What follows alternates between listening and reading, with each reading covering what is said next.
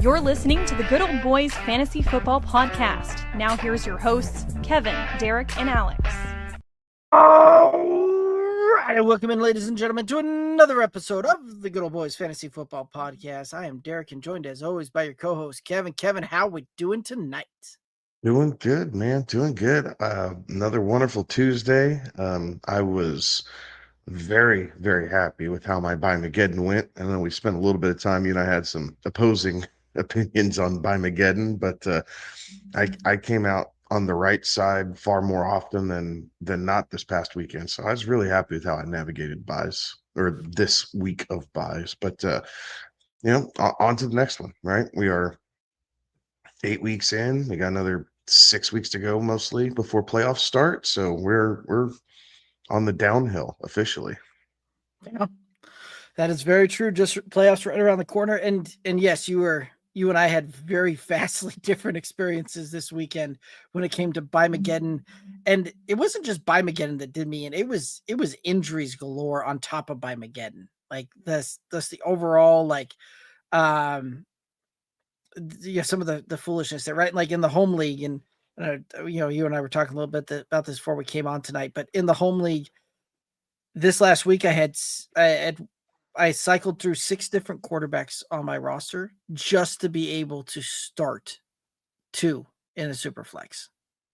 And the 2 that I ended up finally getting to settle on was Kirk Cousins and Tyler Huntley. Like, it was brutal, man. It was rough in the streets. Couple that with Drake London going down late, Garrett Wilson being out. The London thing was crazy, right? Mm-hmm. Like, I know he got dinged up in practice on Friday, but there was no indication that he was not going to play Sunday. And then you get that 90-minute mark, and all of a sudden it's popping up. Whoop, Drake London's out, and I'm sitting there going, "What in the hell?" Like, there was one league I forgot to flip him out. Like, somehow I still came out with a win in that league. I got lucky, but I missed it as I was flipping through all my leagues trying to get him out in the ones where I had him. So yeah, that was unnecessary frustration on top of a week that was already chaos with buys and injuries that we knew about. Right. Yeah. Evan Ingram became my what I ended up having to be able to substitute in for Drake London. Right. One of 3 tight ends who didn't catch a touchdown this past weekend. Yep. So him and Jake Ferguson, right? The Cowboys-Broncos game. Right. They missed the memo of zero tight end work whatsoever. Right. They certainly missed the memo of National Tight Ends Day, it seemed like. So who did? But Evan Ingram, I think, missed the memo that the Broncos paid him a lot of money to be a tight end for them. But that's crazy. Sean Payton's playing Atkins and he's playing 3 or 4 different tight ends, and he paid a lot of money to Evan Ingram to only have him on the field for 52% of the time. Right. And that's on a good week. Most of the time it's in the 40s. So, but definitely some interesting games, some interesting matchups, some interesting turn of events, right? I don't know about you. I didn't have the Bengals and Jets being the high scoring game of the week. No, definitely did not. I definitely didn't have the Bengals coming back and winning after they were down 17 points. And the Jets. Yes, I didn't have the Jets winning after they were down 17 points to the Bengals. Right. And Joe Flacco had a bit of a resurgence. The Jamar Chase, T. Higgins, those shares have certainly resurged here over the past bit. The weird thing about that game is Higgins only had like 4 targets. Mm-hmm. Like he got in the end zone, right? So it helped. But Jamar Chase had 19 targets. Like, love it. If you have Jamar Chase, you are loving this right now. Like, Joe Flacco just doesn't give a rip. Target my number 1 receiver, and if anybody else happens to be wide open, I guess I'll throw him the ball. Like, that's just seemingly his mindset. Like, I'm going to force it into Jamar unless you are so wide open a high school quarterback could make that throw in the NFL, and then maybe I'll think about it. Right. It's nuts. And the crazy thing is the running game's actually getting better, right? Like you're seeing now Chase Brown is not putting forth that second round production that you drafted him at, but it's much better than what it's been for the first 6, 7 weeks, 7 weeks of the season. So it's been better. And Samaje Perine, no one really expected him to do anything, but honestly, with some of the running back injuries and again, bye weeks, it's been kind of a nice little flex play that you're plugging in there, and you're at least getting points. Like you're not getting blanked. He's catching a couple balls. He's seeing 8 or 9 carries. Like it's just kind of working as a mid-floor flex play. Right. I remember a guy on the Friday show saying that Samaje Perine, this was the week to play him, and I feel really good about that call. Looking back on that one, right? So the call, I don't know if we made much of a deal about it, and I think we mentioned it once, and maybe we should have pounded the table more. Was when we were talking about you're playing your Broncos against Dallas, Right. because the number of leagues that I played RJ Harvey this week because I had to, not because I wanted to necessarily, but because I had to, made me look like a genius. And I'm not. I am not a genius. Like I've just held on to RJ Harvey. Like I drafted him a ton, especially in dynasty leagues. I have a ton of RJ Harvey. And and I just kind of kept there sitting, waiting, everything else. And it paid off for me this past week. Like price of admission, he just paid his weight this season because I think he single-handedly probably got me at least 3 or 4 wins this past week just because I was out of options. I was like, well, screw it. The Broncos are playing the Cowboys. So I'm going to put him in and instead of playing a Awale or whatever. Fair enough. So, yeah, and that was the other thing too that we kind of mentioned, and seeming a little bit prophetic at this point. Prophetic, not anyway. The was you're right that the call that for the Bengals offense and the run game to work requires the pass to set up the run on that one, and Joe Flacco, being able to get the ball out and being able to get the passing game working has opened things up for Chase Brown and Samaje Perine there as well. So another call that kind of really liking that as looking back on some of that. But any other thoughts from the weekend or any news notes that we want to hit up here before we start jumping into the chat? So here's an unpopular opinion. The Steelers kind of suck.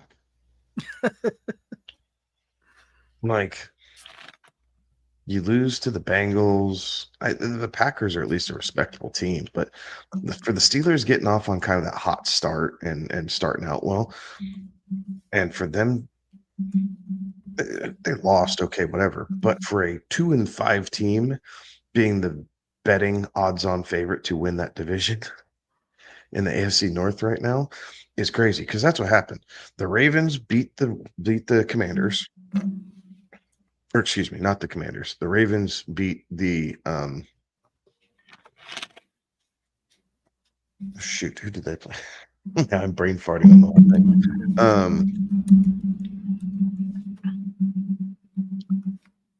Holy crap. Bears. That's what it was. Ravens beat the Bears and came 2-5. And all of a sudden, Vegas instantly pulls their board and then puts it back on there. And now the Ravens are minus 125 to win the division. Like, that's a bad division. You say it's a bad division this year. Like we thought it was going to be so good, and it's just not. Steelers defense is not nearly as good as what it has been. Ravens riddled with injuries, and I think they're finding their way through that here. So, the Ravens, I think are going to be a force here over the next 6-7 weeks as they try and pull themselves out of the hole that they're in. The Bengals defense is terrible. It took them a while to get the quarterback thing figured out. And at least Flacco has been able to steady the ship, if you will. The problem is they still don't play defense. The Bengals are the AFC version of the Cowboys. Like, that's really what it is. Yeah. So you have that, and then the Browns The Browns are just the Browns. I mean, they just find ways to lose. So Yeah. that was unfortunate. Quinshawn Yeah. Judkins going down. That's unfortunate. Very. Some injuries this week, right? I'll kind of lead into that. All right.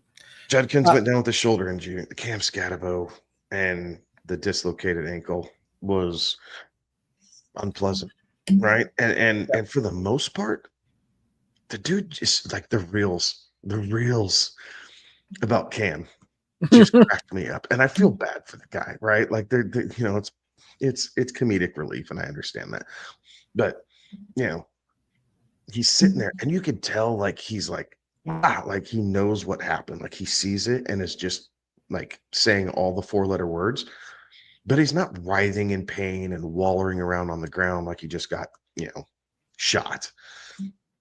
He's just sitting there. And how many NFL players do you see? They get hurt and they just roll back and forth. Like they just don't know how to handle that type of pain. Scatabo just looked at it and kind of screamed for a second. And then he just kind of kept looking at us like, oh my God. I'm like, I think I would have passed out. Like to see my ankle that far out of alignment, I think I would have just passed out. Like, screw it. Like, wake me up when this is over. Right. Yeah, when you look down and things are going in the directions they are, never a fun feeling. No, it's not. So that was an injury. What else did we miss? Patrick Surtain for the Broncos, right? Yep. Strained pectoral. Like they're possibly going to put him on IR. They're thinking about 4 to 6 weeks. So we'll see kind of what happens this week. Maybe he gets a second opinion or gets an MRI and kind of sees what the real extent of the damage is done.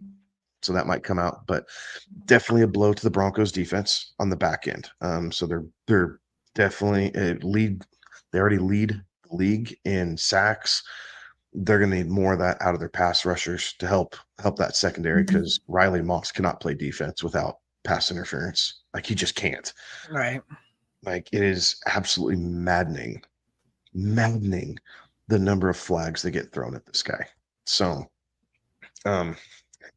area for improvement the off season. I would surely venture the Broncos are going to bring another defensive back in, even with Jahade Barron kind of getting that next step. I bet they grab another young corner and try and develop him and get rid of this Riley Moss project, because his stats against look good because they don't take into account penalty yards. But if you add in all the penalty yards, like he's given up all sorts of yardage this year. So so Surtain went down. Carson Wentz is out for the season. Carson Wentz, yep, he's out for the season with a shoulder issue. And I didn't expect him to land on IR. We did talk about this Friday, about how we kind of expected McCarthy to come back. Like Carson Wentz did not look good Thursday night against the Chargers. So we expected McCarthy to come back. I did not expect him to have to put him on IR though. So that is telling, if you will. And then whatever interest Kirk Cousins might have had from other NFL teams, I think went right out the window with how he played for the Falcons. And everyone just went, nope, we'll leave Atlanta with the bag of cash that they owe him, and we will look elsewhere. Like I'd be hammering the Giants for Jameis Winston. I'd be hammering the Giants. Like, what do you want from this guy? It's a 1-year deal. Like, you guys already have Russ. Like, what do you want? And see if you're really needing a quarterback, if that's the route you're going to go. But unfortunate there. So I think those are kind of the big highlighted ones. Like no major. I mean, Cam was kind of the highlight of the major players that got hurt as far as stars offensively, right? that I can recall. So relatively unscathed, but hell, you're already missing a good chunk of your fantasy starters this week anyway, or this past week. So it couldn't have gotten a whole lot worse. But Garrett Wilson being out, AJ Brown being out, Nico Collins being out, and Drake London being out on top of the bye weeks did not help. No, that made things much more interesting or more difficult than what we were thinking this bye week was going to be. Absolutely. So it was a lot of fun to deal with and navigate through, and now we're just glad it's over and we're on to week 9. So all righty. Any other news notes? Anything else we want to hit up here before we jump into the comments? I'm gonna toss this out here real quick. Is there a world where we see Jonathan Taylor win the MVP with what he's doing right now? Certainly there's the possibility of it. Problem is that the MVP has just become a Quarterback award, right? Right. Like I would tell you, Jonathan Taylor right now, though, is just as valuable to the Colts as Patrick Mahomes is to the Chiefs.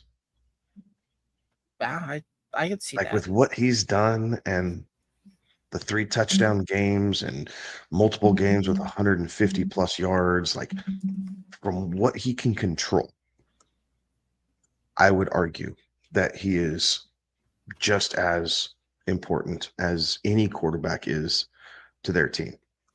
Right. And the quarterback who's probably most important to their team right now, who won't get any sniffs because the team's not good enough, is Dak Prescott. I get he had a bad game against the Broncos. However, we saw a Broncos offense who had been sputtering for most of the year, right? They just couldn't get going in the first half, light it up for 4 quarters. Like, just absolutely up and down the field on the Dallas Cowboys. So, I mean, without Dak and trying to, score again 30 plus points a game, this Cowboys team is most likely 0-7, 0-8 now.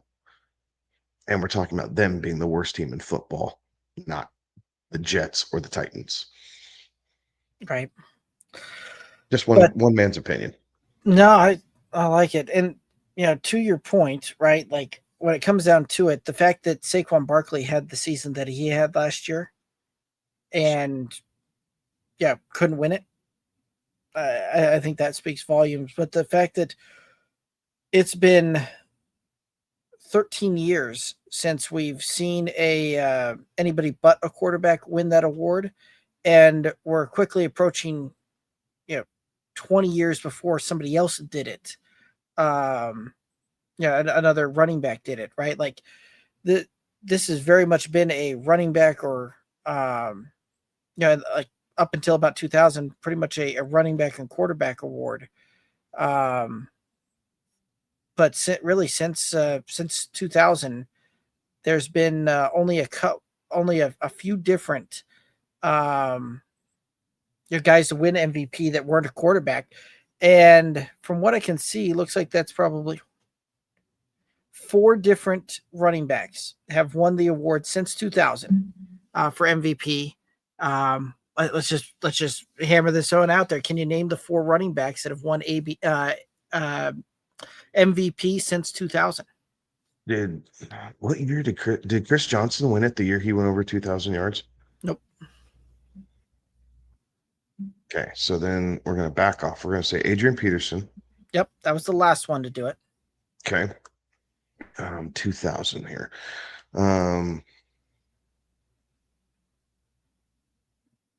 Herschel Falk never won one, did he? Yes, he did in 2000, no less. Okay. So there's 2. So 13 years ago would have been 2012. What happened in 2012? You've already named him. That was AP's. That was AP's in 12? Okay. So P is 12. Falk was in 2000. So we need to split the difference here. Le'Veon Bell? Nope. Mm. Before Le'Veon Bell. Before his time. Before his time? Mm-hmm. Sure. Bettis? Nope. Bettis is not one of them. Oh. You think like all-time fantasy running back, like big time exploits. It would come to you on that one.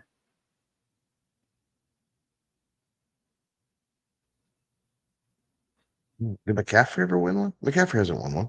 No, he has not. Think of McCaffrey before McCaffrey.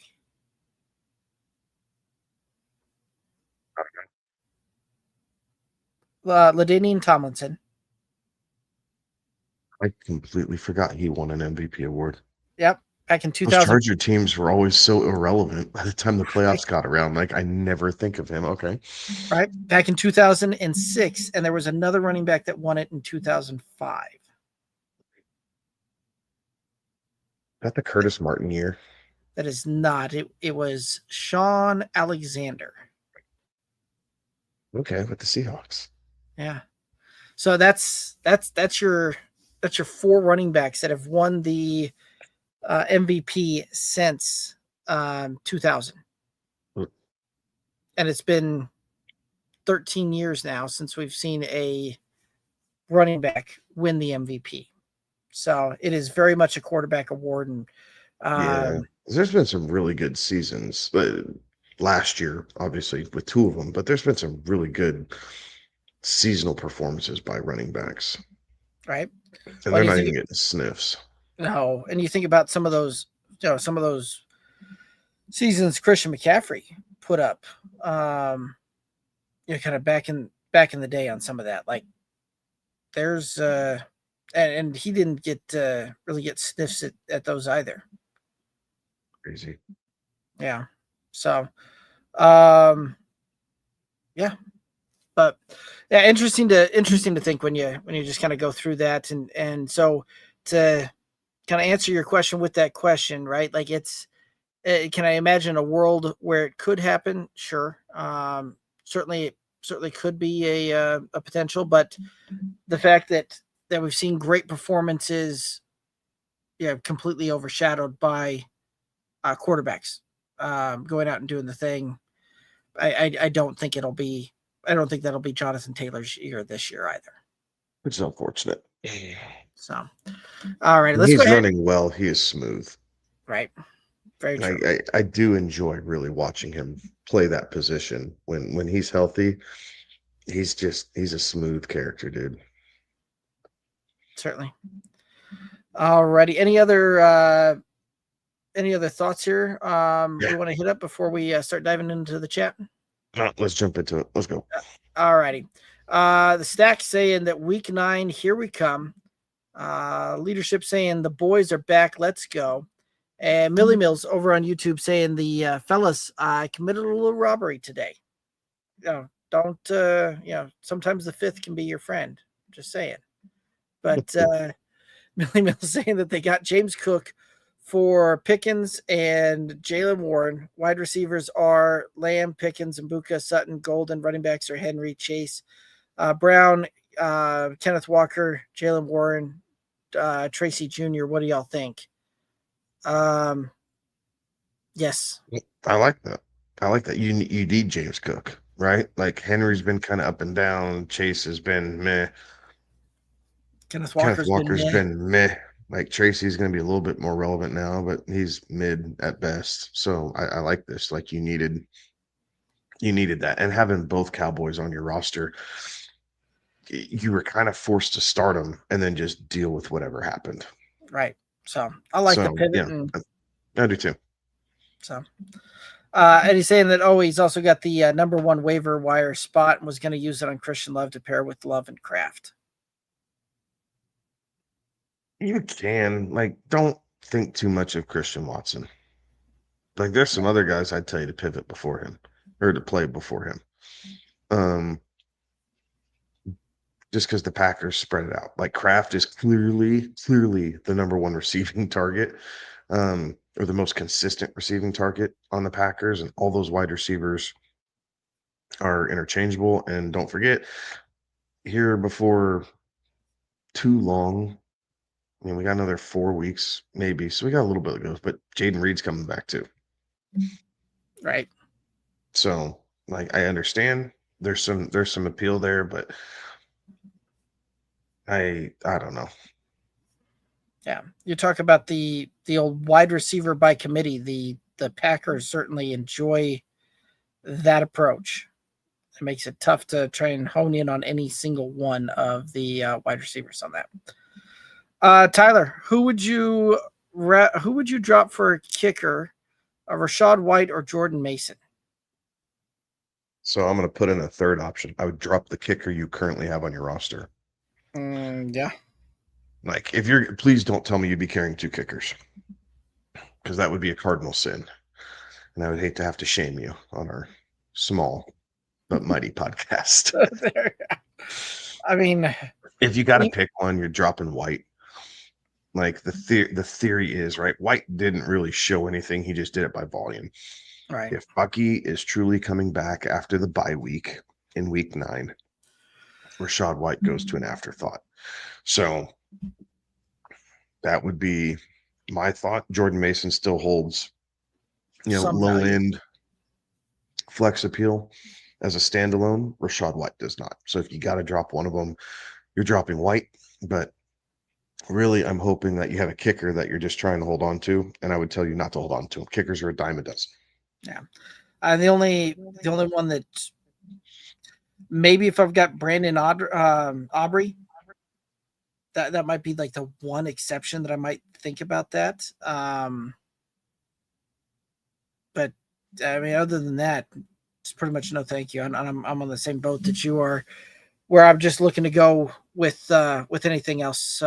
With pivot and go kicker, kicker different there. Tingley saying, "Hey, matchup this week had them sweating. Was down 33, and Rice and the Chiefs defense clutched it for them." So, Nice. yeah, Nice. I was in a league coming in down. I don't remember what I was down, but I had Rice and Debo, and the other team had Kelsey.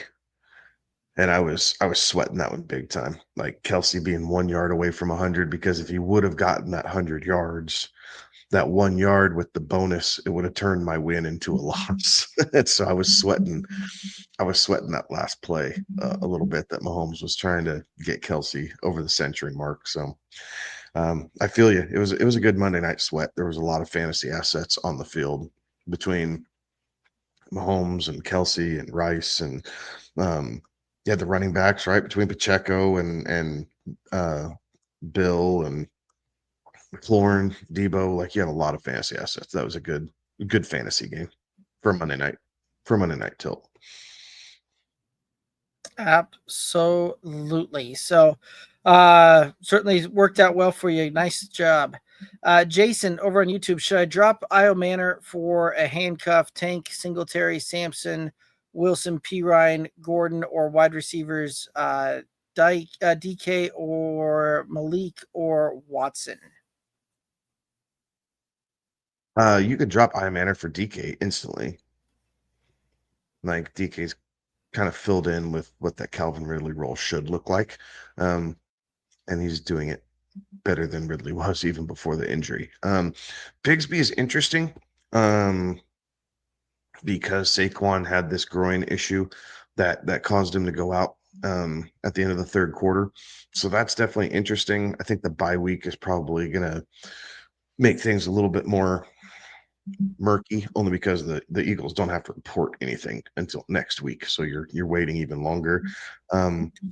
Definitely no on Devin Singletary. There's absolutely nothing there that's worthwhile.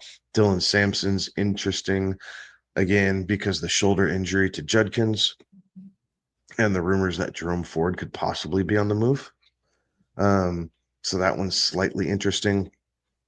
And then Wilson. No, P. Ryan. Again, P. Ryan. P. Ryan holds, again. It's low to mid level flex appeal. Ollie Gordon, very low floor unless you see Devon Achane get dinged up. And if he misses time, Ollie Gordon's going to see a lot of run. Like, he just is. So there's definitely some options out there depending on what you need, right? Where do you need the depth? If you need the depth at receiver, then drop Io Manor and pick up DK. If you need the depth at running back, the sure thing would be P. Ryan. The the high ceiling type play would be Tank Bigsby if Barkley misses any extensive time. Yeah, cosign. Jason, should I drop Nick Chubb and or Cup for Tracy Hunt? I have 70 fab left out of 100. Which should I go after and how much? You could probably drop.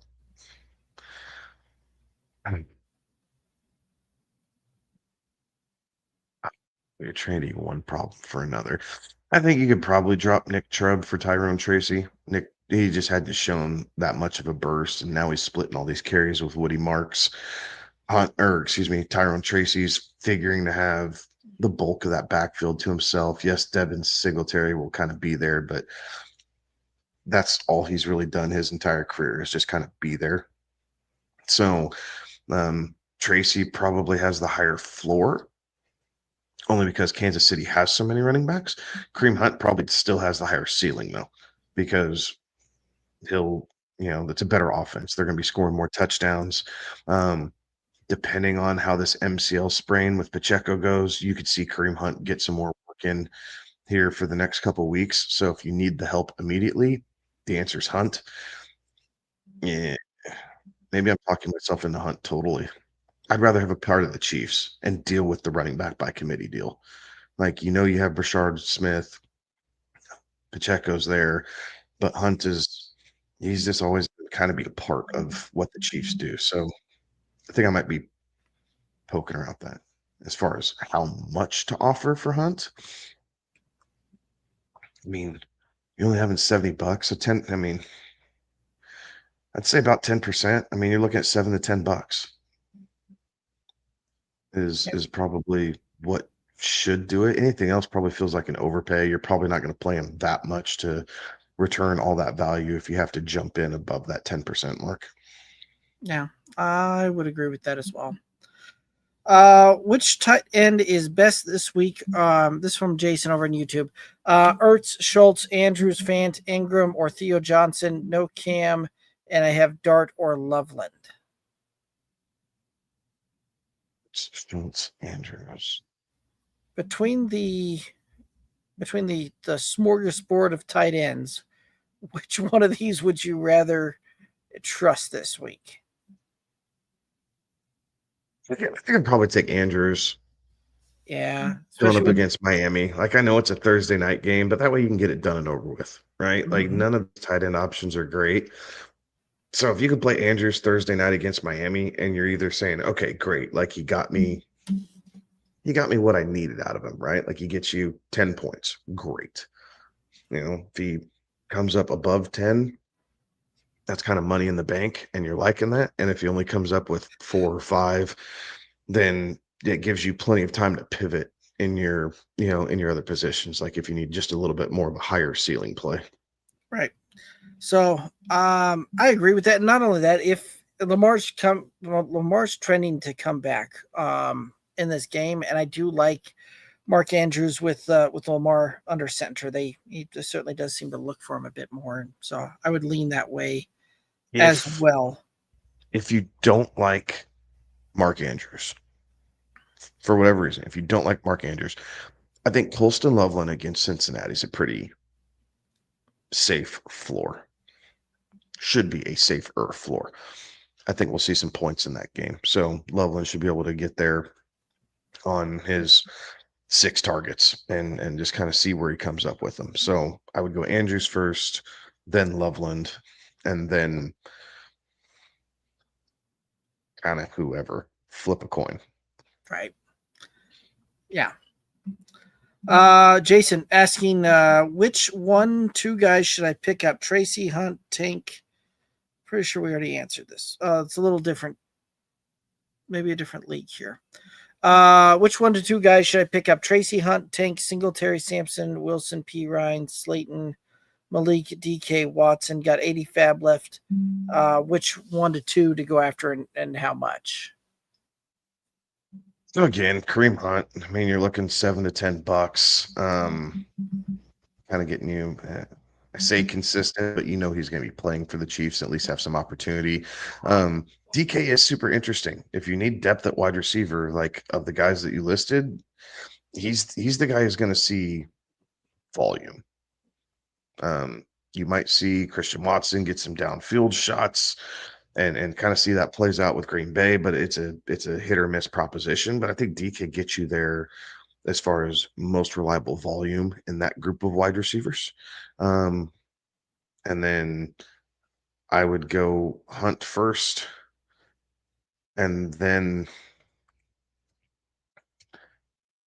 Tracy by a hair over Tank Bigsby, just because he's going to be the starter. But I think either one of those guys, I'm not throwing more than like $5 at.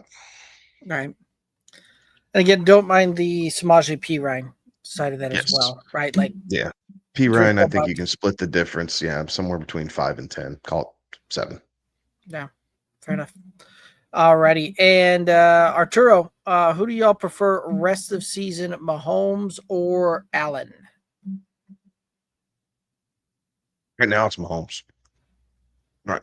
This is the Patrick Mahomes we've been asking for the last 5 years, 4 years, and we're finally getting him back. Like, we're seeing the passing game work. We're seeing it. He's able to look at worthy, deep, Hollywood Brown deep at times. Like, you have Rashee Rice and Travis Kelce kind of covering the intermediate routes and a couple shorter things. But then you also have Juju running some underneath stuff too. Like, he actually has his full complement of weapons right now. Like, this is the Chiefs offense that, as it was intended to be, is kind of what we're seeing before our eyes here at the moment. And right now, I would trust Patrick Mahomes and his weapons around him than Josh Allen having to play Superman each week and not knowing is he going to throw the ball 30 times, or is he only going to throw the ball 22 times and run for 2 touchdowns? Like, rushing touchdowns for quarterbacks are hard to predict. So I'd rather take Patrick and his right arm.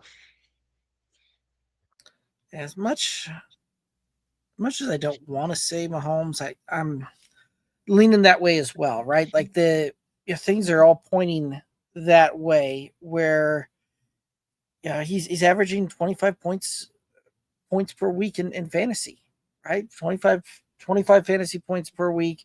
Josh Allen is certainly not having a bad season, right? Like, he's at around 22, 23 points on average. But Patrick Mahomes is getting the job done just as much with his legs as Josh Allen is so far this year, right? Like, you look at the rushing stats, very comparable. Josh Allen, 49 rush attempts. Patrick Mahomes, 46 rush attempts. Patrick Mahomes, 280 yards on the ground. Josh Allen, 261. Mahomes, 4 touchdowns with his legs. Allen, 5 touchdowns with his legs, right? So, but on the flip side, with the arm and what's getting done through the air, the needle clearly goes to points in Mahomes' direction. So I do lean Patrick Mahomes, and then you also couple the fact that with the run game, right? Like, James Cook is cooking, for lack of a better term, right? He's out there just absolutely cooking, and Buffalo's got a bit of a run game going, and it doesn't come down to Josh Allen, as we saw probably 3-4 years ago, where it really was a heavy part of the running game to it, right? Patrick Mahomes, there's been several times this season where he's the leading rusher for the Chiefs, because they are just kind of struggling with the run game. So again, all of that to come back to say that I'd agree with the Patrick Mahomes side rest of the season. Any other thoughts on this one? No, and don't get us wrong, this is close, right? Mm-hmm. Like, we're not saying there's a wide margin here. I think that when you're looking at Mahomes, Allen, Lamar, and Jalen Hurts, like, I think that you're really splitting hairs here on what you're kind of expecting for the rest of the season. So Right. We're leaning Mahomes. If you feel it's Allen, Arturo, then I'm not gonna be throwing shade at you for that. That's a completely respectable decision. Right. Tingley asking thoughts on Dart currently rest of the season. Got him for Baker's bye, but rethinking after his recent games if I should make a trade to upgrade QB or stick with Dart since he's been good. 4-point passing touchdowns. Depending on what you're giving up, right? If you can make a trade or if you can pick someone different up off the waiver wire, like I think Mahomes seeing his boy Scattaboo go down kind of mind effed him a little bit. Like you could see the fact that he was really emotional and really kind of worked up about that. The pop that the Giants offense was getting because they could run the ball between the tackles is going to be really tested with Tyrone Tracy and Devin Singletary. They just don't have that in their skill set necessarily. And definitely not to the extent of Cam Scatterbo. So I think Jackson Dart's going to get really tested here. Now, they've already played the Eagles twice, so the best defense in their division they don't have to worry about anymore. So that is a plus, right? They'll see the Cowboys again. They'll see the Commanders. So he has some favorable matchups, but I mean, you only need him for this week, right? Like Baker's on a bye this week, and after that, you're going to run Baker out there. Like I will take Baker over over Jackson Dart every day. So it might be a deal that you're going to fill the position for this week and make it work, or you look for a trade where you just find a better matchup for this week. And you live with, being on the lesser end as far as the rest of season lookout, but because you have Baker, it's not a big deal. Right. Yeah, I mean, at that point, I don't know, what else you would, potentially try and pick up and put in there. And to that point, right, like you're not going to necessarily be starting Dart over Baker on a week in, week out perspective. So, unless you've got something that you can move off of him and really put something in place to have some big things for the week that gets Jackson, moves the dial on Jackson Dart, which I don't think that you're going to be able to, right? Like, it'll be tough, right? Like maybe Jordan Love, maybe Sam Darnold, maybe Trevor Lawrence against the Raiders. Like I think those are three guys that are kind of all in that same wheelhouse potentially. Like you might be able to do something with that, but typically going position for position is a really hard trade. Like normally there's other pieces that need to flow with that. So depending on how you feel about the rest of your roster, maybe that's not something that you want to do so much. Right. So I would agree with that. Terry chiming in saying trade Achane for Swift and London full point PPR. I want some more information on this hip injury that just kind of mysteriously popped up and caused him to miss time. Yeah, I mean, this time last week, I think both of us would have said yes, like smash. Now, was it just like a little hip stinger and he's just working off a bruise because he couldn't get it loosened up for the game? Like possibly. DeAndre Swift hasn't been bad, right? He's been a very solid number 2 running back, right? You're not getting any number 1 type upside, but he's been pretty consistent. And the Bears have done a pretty good job, really, at least having some emphasis around the run game here the past couple of weeks and not asking Caleb Wilson to do absolutely everything. So if you feel confident with London, Terry, then I'd say, yeah, go ahead. Because I think the highs of Loveland can match the highs of Achane. And you'll probably be better off in your wide receiver room overall. You just need to know it's going to take a decent hit in your running back room. Like Swift is solid, but he is not high level Devon Achane. No, he's a running back. He's a very solid running back too for you. And you certainly lose the high end octane of Devon Achane and those potential, running back 1 type of finishes that he can produce. But Drake London certainly can move the dial and help make up for that in the wide receiver room. So I'm with you. I think I'd rather have the London and Swift side, but a little more hesitant this week, just from the standpoint that, right, the mysterious injury that popped up late in and then caused them to miss time, and we haven't really seen the injury reports start kind of filtering back out yet. So that does give me a little bit of hesitation, but I'd rather still have the Swift and London side, I think. Tyler saying stop with this Taylor stuff. When was the last time it went to a running back? 2012. But yeah, and it's not that it shouldn't. Right. Right. It's no different than the Heisman Trophy. Like, the Heisman Trophy should not necessarily just be a de facto quarterback award. Right. Like, these offenses are designed to have the quarterbacks look really, really good. But when you're getting these, again, really good running back performances, they need to be acknowledged. Right. There was a reason that for a long time, the Texas Tech quarterbacks would, under Mike Leach, would have those just preposterous numbers with the air raid, but we're never in the conversation for the Heisman, right? Because of that, and a lot of these systems that you see out there now utilize a lot of those kind of concepts, spread it out, and really allow them to just kind of huck it all around the yard. But yeah, to your point, right? They doesn't necessarily, the numbers don't necessarily tell all the tales there. So Terry saying the MVP race in their mind is Jonathan Taylor, number 1, Mahomes, number 2, 3 is Danny Dimes, 4 is Baker, and 5 is JSN. So I would argue if you're going to have Daniel Jones in there, 2 other quarterbacks with comparable statistics, 3 other quarterbacks comparable statistics to Daniel Jones are Dak Prescott, Drake May, and Bo Nix. Like, I get the Colts are 7-1, but if we're just looking at what those quarterbacks mean to those teams, Bo Nix and Drake May are those are the top 3 teams in the AFC right now: the Colts, the Broncos, and the Patriots. So it's just a thought.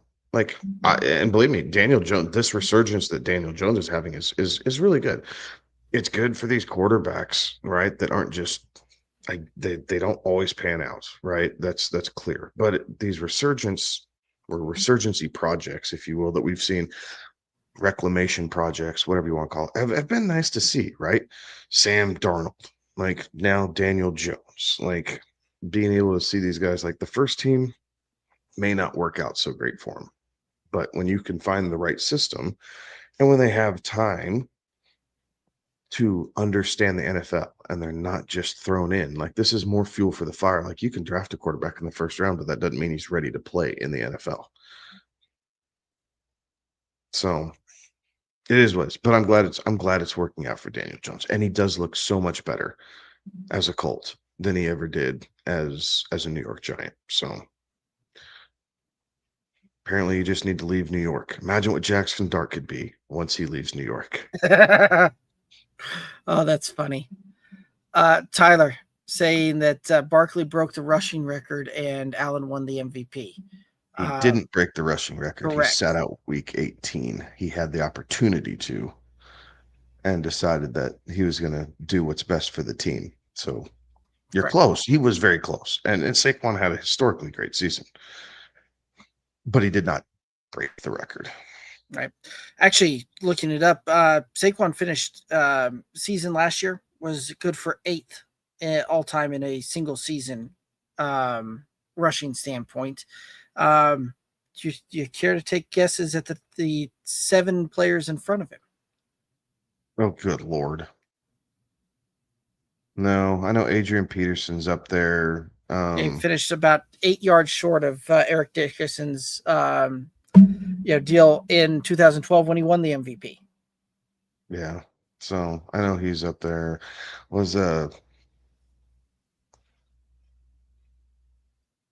He had more than Chris Johnson. And he didn't have more than Chris Johnson. He had Chris more? Johnson got him by like a yard. Oh, damn. He had more than Terrell Davis, though. No, Terrell Davis got him by 3 yards. Oh, they're all that close? Yeah. See, I thought Saquon had all these guys by like 10 or 15 yards. So No, and Derrick Henry was over him in 2020. Barry Sanders had more, and Jamal Lewis had more as well. Those are your top, and then obviously Eric Dickerson, right? Those are That your top Jamal Lewis 7. season was so crazy because didn't Jamal Lewis also set the single game rushing record against the Browns? I'd have to look that one up, but you very well might have. Try week 5.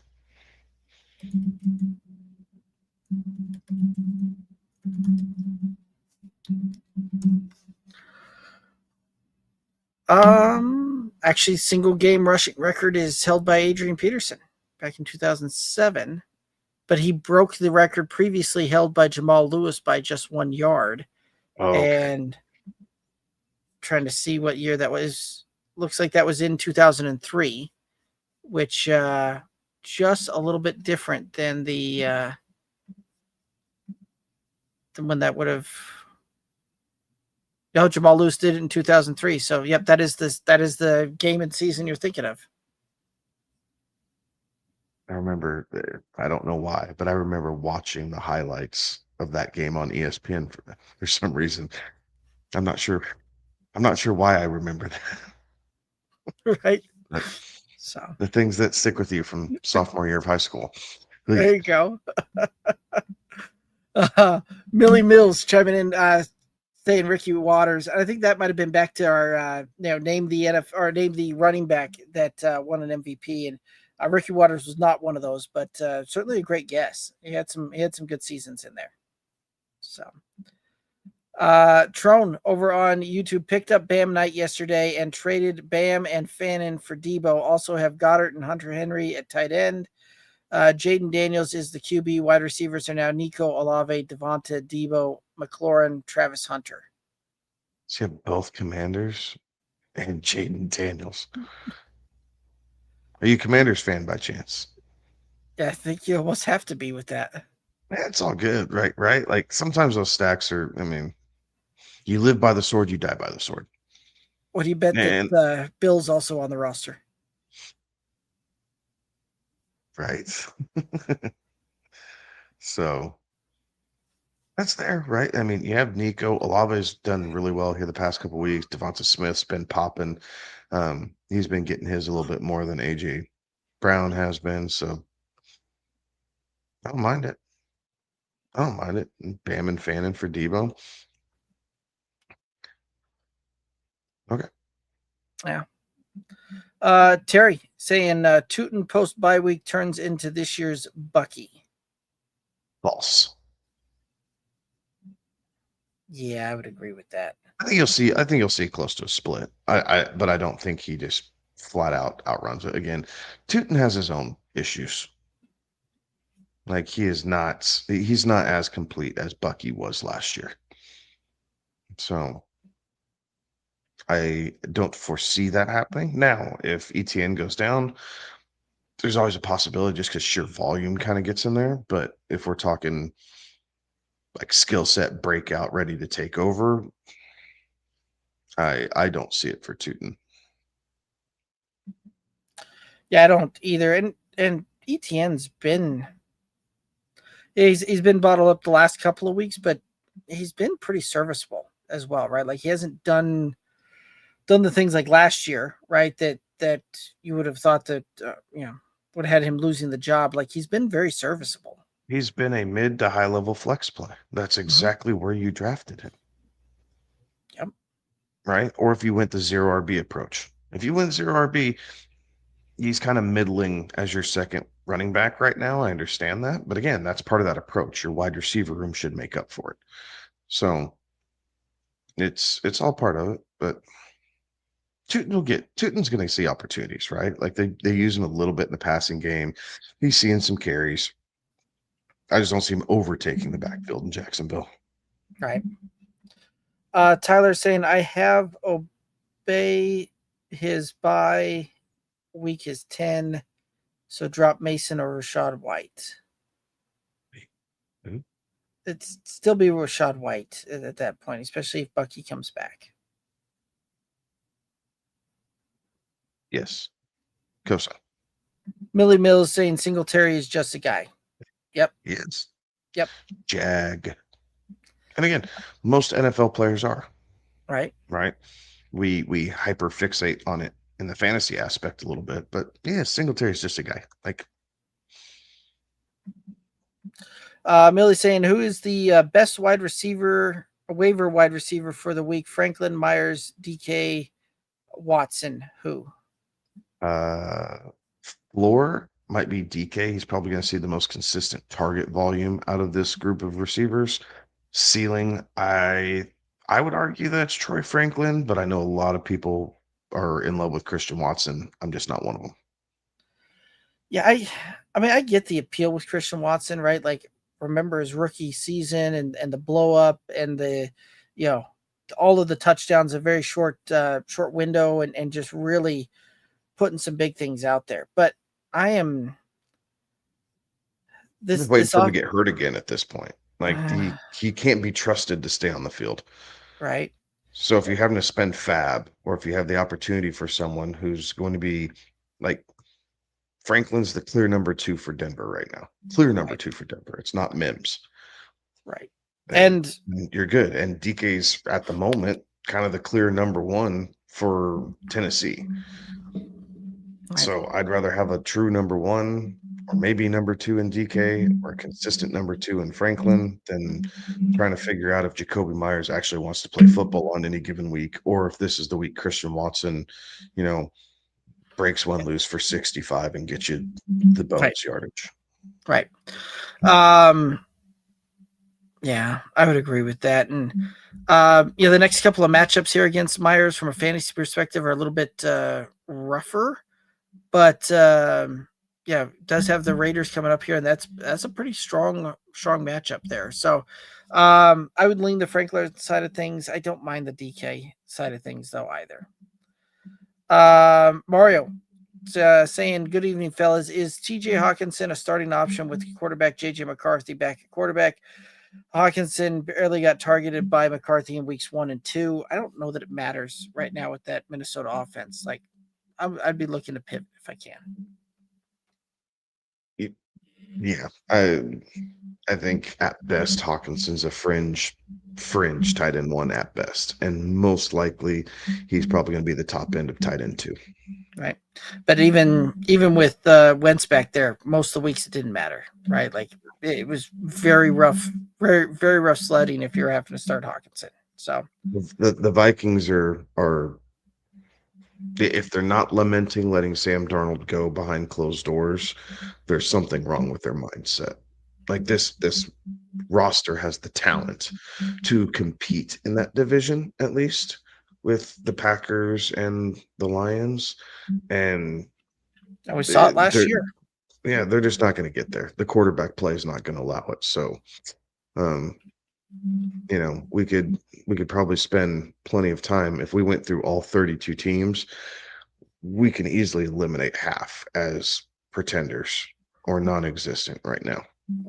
Like there's really only probably 6 or 7 teams that have a true legitimate chance of winning the Super Bowl, and we're only 8 weeks in. Right. Tyler goes on to say, sorry, I have the Cowboys kicker. So okay, so this goes back to dropping him. Okay, so that's fine. If you want to keep Aubrey, that would be the only one that I would. Like, so you're still dropping Rashad White. Like you're going to keep Jordan Mason around. Yep, I would agree. Tingley, for more context on the quarterback question, rest of team is CD, Rice, Rome Odunze, Garrett Wilson, Parasol, Achane. Hell of a wide receiver room. Yes, it is. Chase Brown, Dobbins, White, Monin, Gadsden, 10 team, 2 flex, PPR, 6 and 2. Was even offered Jaden Daniels, Flowers for Baker Rice. No, I'd stick with the Baker Rice side of things on that. I agree. I like that a lot more, honestly. Right. And you've got the wide receiver room as well with the depth around that. Like, no, you're okay here, right? Achane is going to be your top guy. And then you're playing around with Brown, now that he's kind of coming back. Dobbins has been a really solid number 2. What's holding Dobbins back is all these touchdowns going to RJ Harvey. Right. If Dobbins was getting into the end zone and had half of Harvey's touchdowns on top of it, we'd be talking about Dobbins as a back end running back 1 each week. Mm-hmm. Like, it's the touchdowns that are holding him back, but the volume and his yardage output, he's solid RB2 there. So yeah, I definitely wouldn't do that deal. So hopefully you politely declined and said, nah, I'm gonna sit tight, but I don't mind that lineup. And again, Right. it's 1 week with Jackson Dart. Like, don't 6-2. This is a great week to let the rest of your team take over, because you have CD, Rice, and Rome all going this week. HN, tougher matchup Thursday night against the Ravens, but it's still there. Like, Dobbins is playing. Like, you have plenty around you to survive a quarterback down week. And again, depending on what's on the waiver wire, like that might be your option. I wouldn't worry about trading it though. I like kind of how you're set up right now. I wouldn't worry about trying to trade just for a backup quarterback. Yeah. And the Jaden Daniels side of that trade as well, right? Like, this is a guy that's been banged up all year, right? It's missed 3 games already. And right, like, what does this look like going forward, right? And because they're now dealing with soft tissue on this as well. So I'd stick with the Baker side of things on that one as well. And I like the Rice side of it far better than I like the Flowers side of it. So Tingley saying that they're going to try to pick up Hendy and Tracy for waivers, though, so team might look a little different after tonight. Yeah, not bad options there. Millie Mills saying that the Drake London hip injury, he's thinking it's because of the Zach Robinson play calling and having him run the exact same route. It's an interesting take. And then a Falcons fan too, by the way. So Landy over on YouTube traded Henry, Tyler Warren, Mbuka, and Swift for JSN, Bijan, Debo, and Walker. Team is Jaden Daniels, Bijan, Gibbs, JSN, London, Kittle, Walker, Debo. Benches Flacco, Dobbins, Hampton, Wilson, and Hunter. Okay. They were 5-3, and they were looking to make a splash. How did they do? I mean, you made the splash. Like, I kind of like getting rid of Derrick Henry. I think we're going to see some ups and downs here. In not that I don't think he's falling off a cliff necessarily, but I think we're seeing the regression finally this year. Like, I've traded him away a couple weeks ago in a couple different dynasty leagues where I got offered a first rounder for him, and I took it. Like, I just jumped all over it. I didn't even care. Like, I'll survive this year without a running back and work on the rebuild, so I don't mind that. Tyler Warren and Buka, I mean, you make up with that JSN and Bijan. So Kittle, the only thing I worry about with Kittle is another injury. But as long as he's healthy, more weeks than not, Kittle's going to be extremely serviceable for you. So I don't mind this. I think it's a good splash. Good job. Yeah, I like that, and especially now too with that running back room that you've got. Right, if this team stays healthy all year long, you're gonna be primed to make a run at this thing. Your hardest decisions, Kenneth Walker or J.K. Dobbins right now. Right, week in, week out. Just Yeah. Who do I plug into my flex? Maybe Wilson or Debo. Right. Well, especially if it's a full point PPR and Garrett Wilson's healthy. Yeah, I'd probably run Garrett Wilson over Kenneth Walker or Dobbins and a lot of times. Yeah, I'd probably agree with that. So, Binking saying, "Sup, fellas? The chat What's up, is man? popping tonight, and week 8 absolutely killed them. Worst week by far. Same boat. Because you weren't on the show last Tuesday. You missed all the stellar advice we were giving out. Yeah. Binkin saying that they're also done with Atlanta. They cost a lot of teams in Survivor leagues. Yes, they A lot did. of teams. They were the second highest picked team in Survivor pools this past week. So there was a ton of people who got knocked out. Yeah. So, Binking saying Kareem Hunt, didn't he win the rushing title as a rookie? I think that goes back to that question we were talking about with the guys ahead of Saquon and that thing. Binkin also saying that ETN still gets no respect. Yeah, I could see that. Mario saying thank you, number 4. Okay, not quite sure what that one's to, but good job, number 4. Terry saying Sam Darnold, perfect spot start QB for the week. I don't know if it's perfect, but I like it a lot. And it's something that I'm having to do in our home league in the super flex. So I have Jalen Hurts on a bye this week. So I have Sam Darnold filling in. Yeah, I like the matchup, right? I like the opportunity there going up against Washington. Commanders are kind of reeling here at the moment. Seattle's coming off a bye. So I think it's extremely plausible that you see Sam Darnold and JSN pick right back up where they left off before the bye week. So Yeah. I like it this week for sure. Yeah, and matchup wise, there's few quarterbacks out there that have a juicier matchup. So I would rock and roll that one for sure.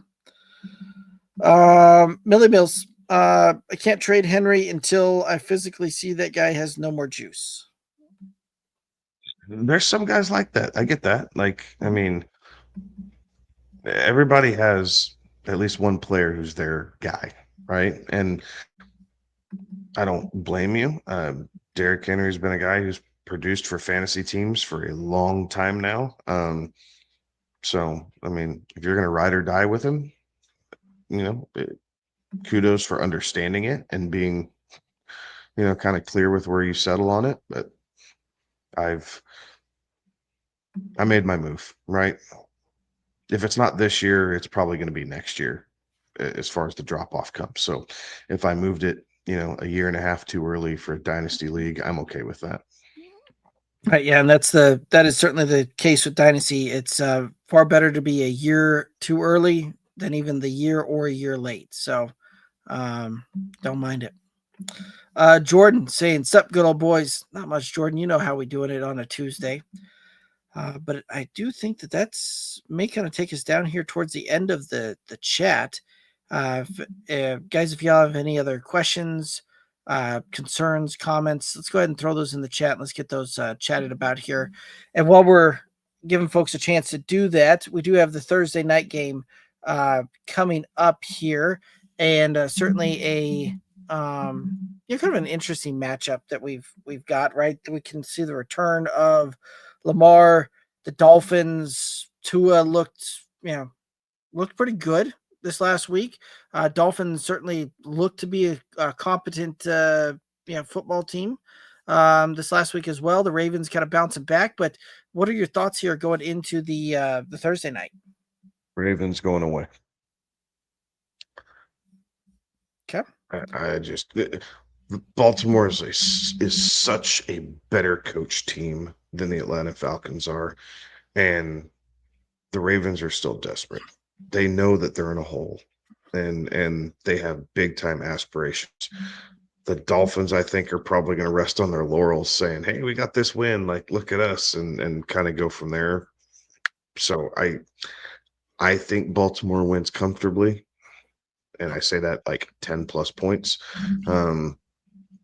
We'll see, how it plays out on the field. But if Lamar's back, even if Lamar's not back, even if Snoop Huntley takes the job, I think this is another game where you could see Derrick Henry take, a good amount of carries, given the mini bye that they'll have after the fact. So, tons of work for Derrick Henry, and Snoop Huntley did a pretty good job of finding Zay Flowers and Mark Andrews, right? Like, he moved the ball pretty well against Chicago. Miami's a lesser defense, and again, the NFL's worst rushing defense right now. So that's kind of why you're thinking Justice Hill, even like has some interesting late game appeal in some aspects, just in case if you think it's going to get out of hand. But I think Derrick Henry just roasts them. Like they'll learn from that Falcons tape. The Ravens will saying, "Nah, we're not going to give up on the run game." Yeah, fair enough. It's certainly an interesting one there, right? Like that one is expected to be a higher point total this week, and so do think that that'll be a fun matchup here on Thursday night, and certainly could be a lot of fun to target from a fantasy perspective if you're looking, some DFS side of things like that, because that could get a little bit of some pop to it for fantasy, and certainly could be a few different higher point totals there. So let's go ahead and hit up a couple of other questions that have come in here. Terry over on YouTube asking thoughts on Lil Bill rest of the season. He's going to see the volume, and sometimes opportunity is the best indicator of what you have. So there's no signs that he's going to be giving any of that up to Rodriguez or McNichols. McNichols or Nichols? McNichols. Yeah. So I think he's a guy who's, kind of a mid-level running back 2 with some top end running back 2 upside. So not a bad piece to have on your roster. But I don't know that he's a whole lot more than that. Right. That's kind of where I see him as kind of that back end RB2 rest of the season. So, running back 22, 23, somewhere right in there. So potential some upside here and there, but back end RB2 is where I've got him. Millie Mills saying he's already proven he's a monster. Going back to the Henry side of things. Again, you got to respect what he has done, but I can't be looking. We can't afford to be looking backwards. And everybody's going to have their own kind of take on when they call it. Mine is now. Like, I'm ready to pull the plug. Fair enough. You get value, right? And that's really right. what it is. If I'm stuck with him, okay, you ride it out, and at least you know you have a guy who's going to be getting volume. But if I have an opportunity to flip him and get someone who, might have a little bit more upside the rest of the season, then yes, please. Fair enough. Binking asking KC or Buffalo this weekend. Buffalo, it's the regular season game. Right. Like, and it's in Buffalo. We've seen this play out. Okay. Now, say that flippantly. I would not. I do kind of want to take Kansas City in this game. Like the Chiefs are just starting to click. Now, again, like this game always seems to mean more to Buffalo than Kansas City in the regular season. And maybe we see this Chiefs with a different sense of urgency because they've already dropped 3 games, right? If both teams were coming in at, 7-1, I think Kansas City probably doesn't care as much. Like they're playing long-term, but they're second place in the division. They need to keep winning so that way they can try and surpass the Broncos, who are leading the division. And to be able to do that, like they're also looking for some home field advantage here. So there's a lot on Kansas City that typically isn't around this matchup. Normally Kansas City's kind of running away with the division already. So I say Buffalo kind of off the cuff, but I think if someone pinned me down and said, you have to bet your house on this game, I think I would lean Kansas City, not Buffalo. Fair enough. I'd lean the Buffalo side of things there, right? Like, again, this is even though Kansas City's been red hot as of late, this game's in Buffalo. I do think that they'll find a way to kind of just get that job done. Not high on the confidence meter on calling that though, but I would still lean the Buffalo side myself. Bing King asking San Francisco or the New York Giants. I'm going to take San Francisco. I don't feel like Kyle Shanahan's going to get embarrassed 2 weeks in a row. So I think we'll see a bit of a bounce back. They're getting close to that situation where Brock Purdy is going to go out there, even if he's only bouncing around on 1 foot. Because again, team with playoff aspirations, but they got to start stringing some wins together. So I'm taking San Francisco in this one. Yeah, I would take San Francisco as well. I do think that they'll find a way to sneak out of there. Not necessarily a big fan of the lines that are going on right now, right? Like currently about 3.5. I think this is going to be a very tight game when it's all said and done. And wouldn't surprise me if this ends up field goal or less. Binking saying that Bill looks bad out there, not going to lie. Bill looks like he's not fully healthy, running really timid and upright. And maybe, right? That Washington offense has certainly been an interesting one with and now we've got Mariota. Now we've got Jaden Daniels. Now we don't have Terry McLaurin. Now we've got Terry McLaurin back. Now it's right. Like they just haven't been able to kind of put things together, it seems like, and they haven't had the kind of all their pieces out there at the same time. So I think there's a lot of other things also going there as well. Any other thoughts on this one? No, not on that one. I think you nailed it. All right. Jordan asking Sutton or Shakir at flex half point PPR. Here. I didn't quite catch it. Cut out there a little bit. Lil Shakir. Okay. I would probably lean the Sutton side of things myself, but I could be talked into the Shakir side. And Cortland Sutton at Houston, not a very great matchup, whereas Buffalo's that has a chance to become that Star Wars type of game. Well, and here's what. So I'll get into a little bit. The Houston Texans are quietly the 3rd best team against the pass in the NFL. Right? And you talk about receivers who play outside, and they're even better even without Stingley. Like they just shut everyone down outside. Where it gives Shakir the edge is he's playing in the slot. So he's going to be able to get moved around a little bit. He's going to see off coverage, even against the Chiefs pass rush. Excuse me. And if Josh Allen's needing a quick release, he's been looking at Shakir here the past couple of weeks. He's not looking at Dalton Kincaid. So they're going to lean on the run game, obviously with James Cook.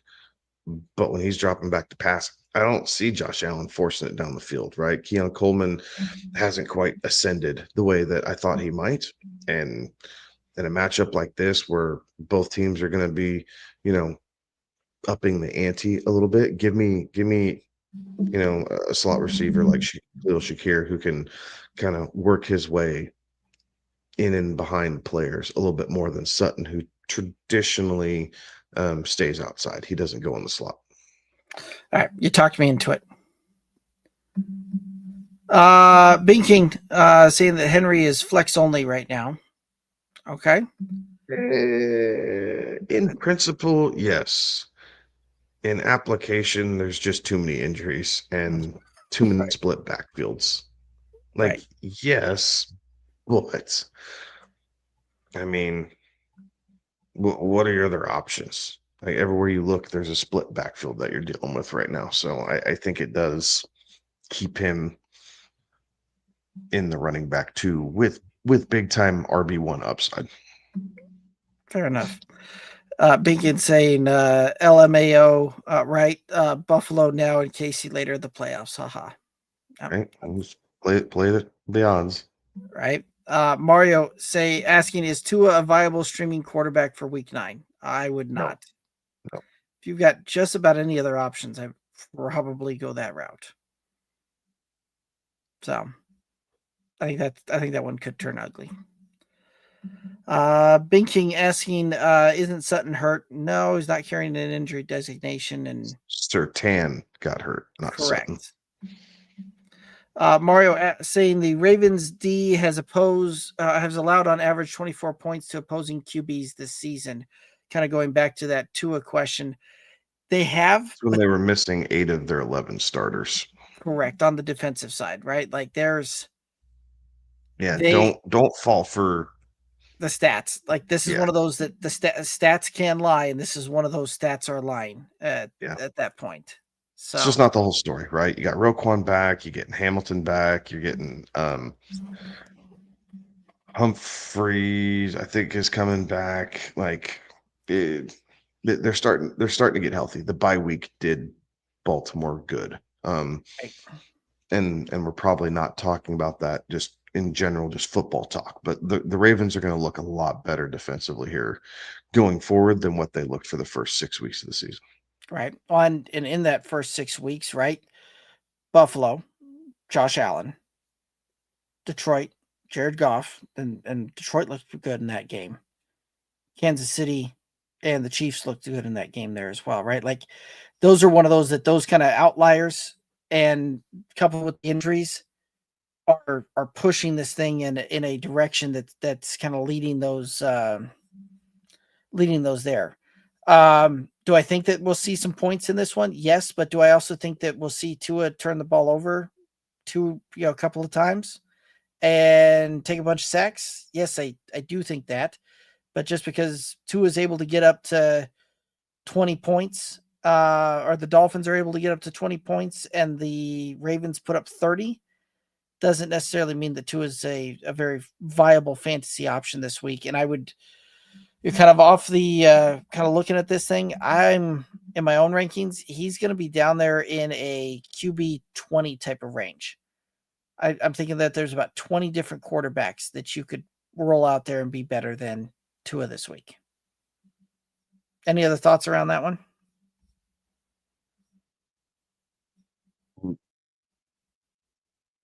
No thoughts. Like I agree with that. Like Tua, JJ McCarthy, and Mac Jones, Geno Smith, like all those guys are kind of in that same tier this week for me. So I'd rather play Stroud against Denver. I'd rather play Aaron Rodgers against Indianapolis, Trevor Lawrence. I mean, and then you're just kind of working your way up. Uncle Ted over on YouTube's asking Jacoby Myers or DK as wide receiver 3. DK. Jordan chiming in saying, thanks, guys. Most welcome. Binkin saying, I'm a Houston guy and we depend heavy on our defense. It's getting ridiculous. Not happy with Stroud at all. And offensive line's trash, brother. Like, and I understand the frustration with CJ Stroud, and he played better this past Sunday against the Niners, maybe surprisingly. But that offensive line for Houston's so bad that, I mean, how many times is Stroud hitting his back foot on a 3-step drop and having to push the pocket up right away? And because the center's getting blown back, like there's nowhere for him to step up to. Like it's just, he has his problems, and he's not been the same guy that he was his rookie season. I understand that. But there are so many issues with that Houston offensive line that CJ Stroud's trying to cover up that it's tough. That, and you can't keep a wide receiver healthy. Right.